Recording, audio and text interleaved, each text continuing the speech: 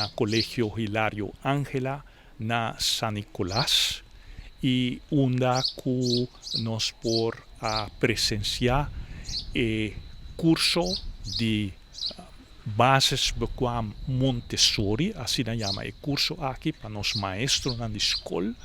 E nós temos docente de Holanda que está encarregado com o curso aqui. E esse está de enquadro com o Colegio Hilario Ángela, está é promessa escola público Montessori, baseado na filosofia de Montessori, então tem cerimônia onde nós fazemos entrega na Frau Connie Hoofd, de cabeçante do Colegio Hilario Ángela, e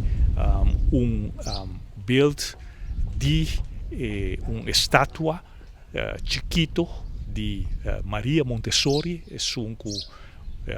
dezenas de anos passados afunda a escola filosofia aqui, agora que rond mundo nós conhecemos a escola Montessori.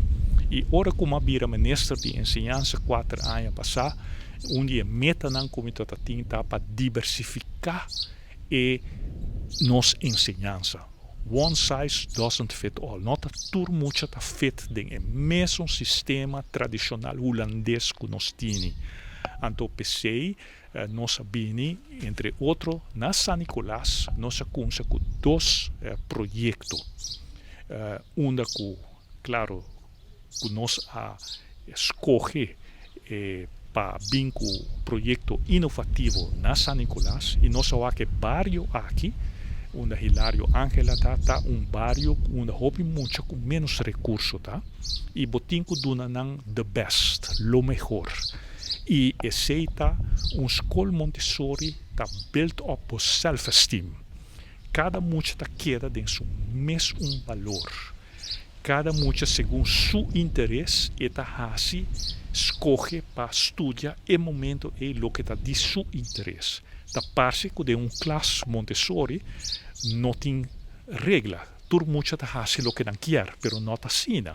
E tá que você segue, você diferenciar, você segue o talento de cada mucha. Então, esse Montessori, a escola Montessori é famoso e ora você mucha com bom self-esteem e é exitoso em vida. Ora sistema de ensinança quebra self-esteem. Onde muita da gente que está gestraft, que não está bom ou que está quebrele, esse não é bom sistema de ensinança.